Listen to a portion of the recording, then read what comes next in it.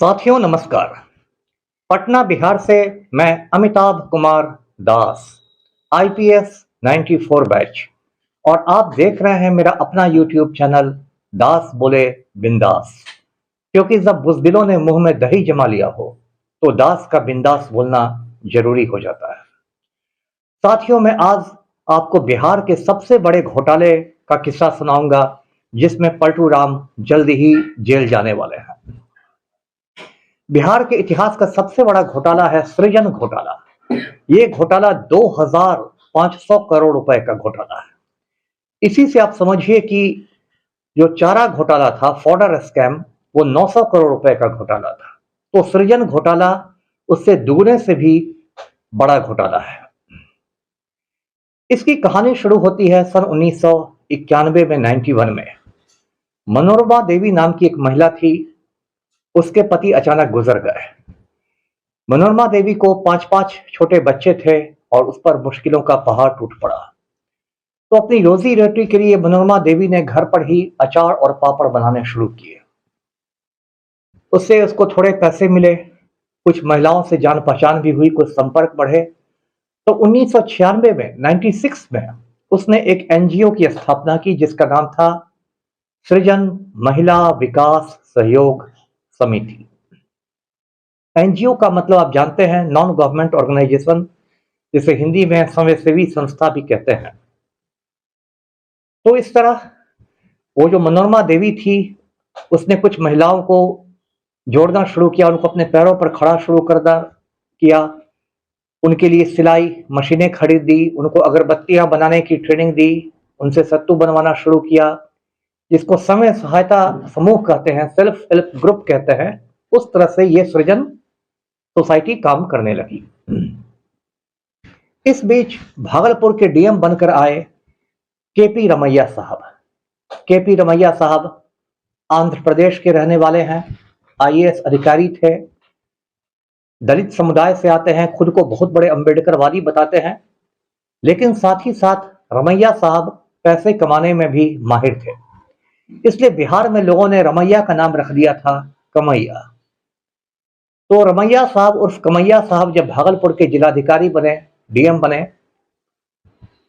तो उन्होंने सृजन के माध्यम से घोटाले करने शुरू किए।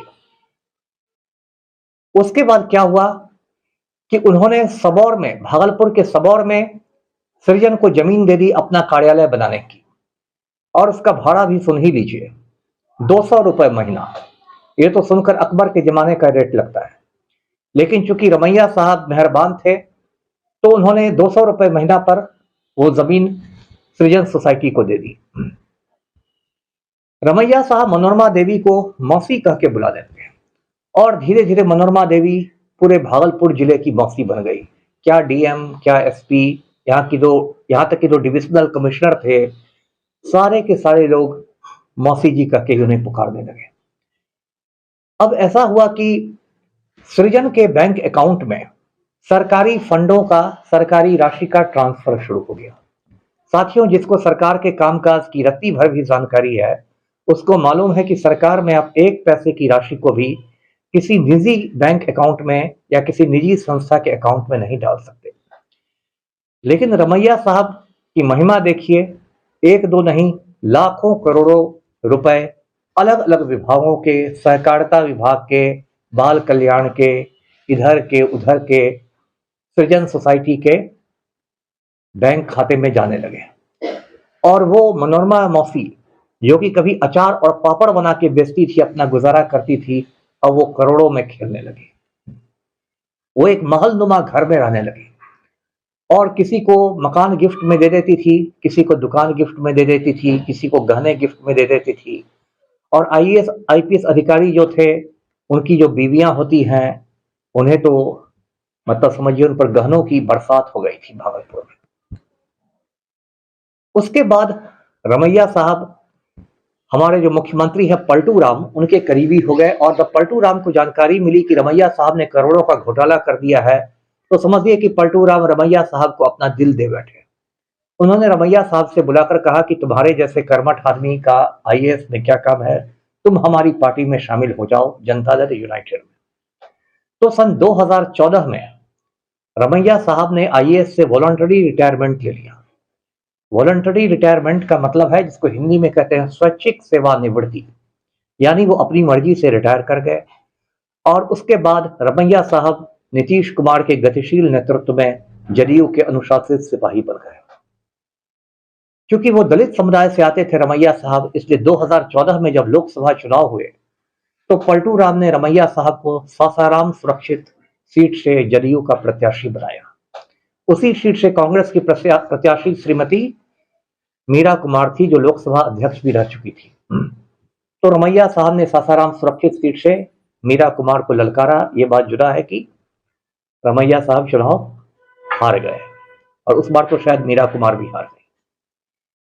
तो इस तरह से सृजन घोटाला हुआ, करोड़ों का, अरबों का घोटाला। सन 2017 के फरवरी आते आते मनोरमा मौसी की मौत हो गई। उसके बाद सृजन सोसाइटी बड़ी मुश्किलों में आ गई। मनोरमा देवी की मौत के बाद उनकी जो पुत्र वधू थी रजनी प्रिया सृजन सोसाइटी की सचिव बनी, सेक्रेटरी बनी। रजनी प्रिया का पति अमित कुमार मनोरमा देवी का बेटा था। उसके बाद ऐसा होने लगा कि कई सरकारी चेक बाउंस करने लगे। चेक बाउंस करने का यह मतलब होता है कि आपने चेक पर साइन किया, उसको भेजा निकासी के लिए, लेकिन बैंक ने आपको बताया कि आपके खाते में तो इतने पैसे हैं ही नहीं। तो उस समय जो भागलपुर के डीएम थे आदेश तितरमारे, उनका माथा ठनका। तितरमारे ने आदेश दिए तो सृजन घोटाले की परत दर परत खुलने लगी। उसके बाद तो आदेश तितरमारे के हाथों के, जो कहते हैं ना, तोते उड़ गए और ये पूरा घोटाला उजागर हो गया। जब 2017 में घोटाला उजागर हुआ तो पलटू राम के हाथ पैर फूल गए। अब वो क्या करते? तो उन्होंने आर्थिक अपराध इकाई के जो आईजी थे जितेंद्र सिंह गंगवार आईपीएस, उनको विशेष विमान से पटना से भागलपुर भेजा। अब गंगवार साहब को भी जान लीजिए, ये यूपी के रहने वाले हैं, जाति से कुर्मी हैं। जाति की मैं चर्चा नहीं करता, लेकिन इसलिए चर्चा कर रहा हूं क्योंकि पलटू राम भी उसी जाति से आते हैं। और सोच लीजिए कि गंगवार साहब ने जो प्राथमिकियां करवाई वो किस तरह की प्राथमिकियां थी, किस तरह के एफआईआर थे। आप खुद समझदार लोग हैं, सब जानते हैं बिहार की राजनीति। फरवरी 1994 में नीतीश कुमार ने कुर्मी चेतना रैली भी संबोधित की थी गांधी मैदान में। तो थोड़ा कहा बहुत समझना है। उसके बाद सृजन घोटाले के तार तब तक बांका जिला, सहरसा जिला, कई जिलों में फैल चुके थे और पता चला कि ये घोटाला लगभग 2500 करोड़ रुपए का है। इतना बड़ा घोटाला था कि विपक्ष के दबाव में इसकी जांच सीबीआई को सौंपनी पड़ी। सीबीआई ने बहुत सारे लोगों को गिरफ्तार किया, लेकिन ज्यादातर लोग जो गिरफ्तार हुए वो छोटी छोटी मछलियां थीं, नाजिर वगैरह। कुछ किरानी लोग बर्खास्त भी हो गए। सरकार में जब कोई बड़ा घोटाला होता है तो उसमें कुछ कमजोर लोगों को बलि का बकरा बनाया जाता है। बड़े बड़े घड़ियालों को कुछ नहीं होता है, कुछ कमजोर लोगों को बलि का बकरा बना के जेल भेज दिया जाता है, बर्खास्त कर दिया जाता है, वगैरह वगैरह। तो वही सब काम हुआ।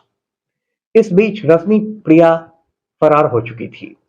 सीबीआई बहुत समय तक हाथ पैर मारती रही और अंत में पिछले साल अगस्त महीने में रजनी प्रिया की गिरफ्तारी दिल्ली के पास गाजियाबाद के साहिबाबाद से हुई। रजनी प्रिया ने सीबीआई को बताया कि उसके पति अमित कुमार की तो मौत हो चुकी है। रजनी प्रिया से सीबीआई ने घंटों तक पूछताछ की तो रजनी प्रिया ने कुछ ऐसी बातें बता दी कि सीबीआई ने सारी बातें तड़ीपार गृह मंत्री को बताई, अमित शाह को। उसके बाद तड़ीपार गृह मंत्री अमित शाह ने नीतीश कुमार पर दबाव डालना शुरू किया, राजनीतिक दबाव डालना शुरू किया।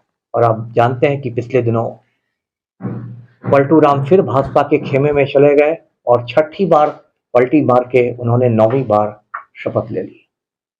लेकिन साथियों, ये घोटाला इतना बड़ा है कि इसको दबाना बहुत मुश्किल है। और जिस तरह चारा घोटाला में लालू यादव नहीं बच सके थे और अंततः 42 महीने उन्हें जेल में काटना पड़ा, सजा याफ्ता हो गए, उनके राजनीतिक करियर का एक तरह से विराम हो गया, उसी तरह आज न कल, मेरी बातें आप नोट कर ले, आज न कल पलटू राम को सृजन घोटाला में जेल जाना ही जाना है।